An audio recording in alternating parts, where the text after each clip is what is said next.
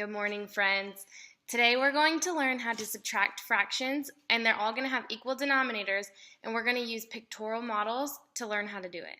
The first model that we're going to learn how to use is this area model, and it's going to help us by being able to fill it in and see the fractions, and so we know how much to subtract. Let's start with an example question. The question that we're going to be working with today is, on Monday, Pete and Ted completed a total of 7/10 of their group project. Pete completed 3/10 of the project. What fraction of the group project did Ted complete on Monday? Let's begin by getting out all of our colored pencils. I'm going to be using red to represent Pete, blue to represent Ted, and purple to represent the two of them as their whole group project.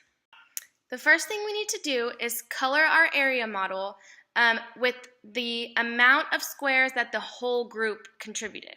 So the question informed us that Pete and Ted completed 7/10 of the project on Monday. So let's go ahead and color 7 out of the 10 squares purple, because that's the color that we decided to use for both of them, right?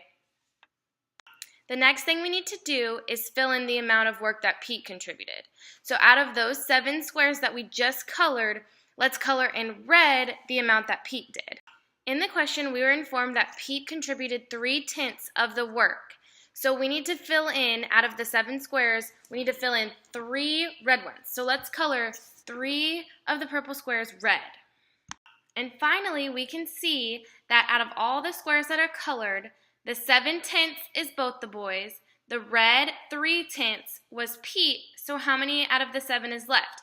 7 minus 3 is 4.